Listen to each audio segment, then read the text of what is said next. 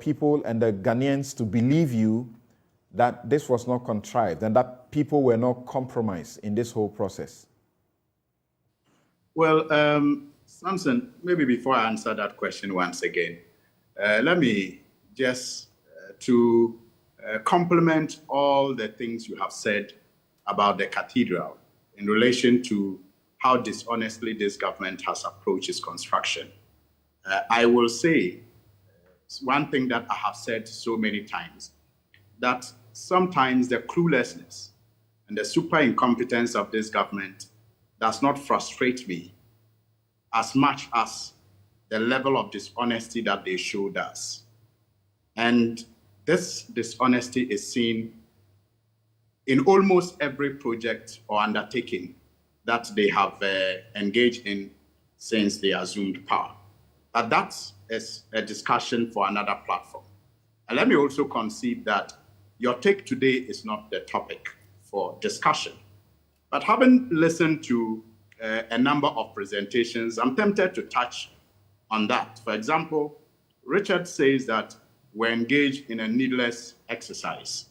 Well, all I will say is it seemed needless when we went on a mission to elect a speaker, because we did not have the majority that was required to elect a speaker. And so at the time that we embarked on that mission to elect a speaker, it seemed needless until we had one. And let me also assure him that there is a reason for the separation of powers. The reason, in my view, among others, is to ensure that all arms of government, demonstrate a certain level of responsibility.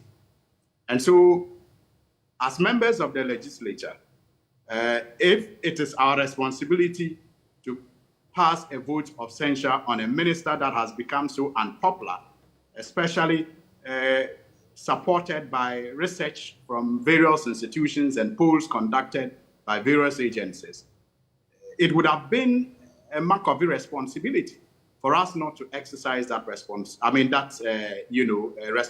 that has been bestowed on us by the Constitution and rightly expected from us by our citizens.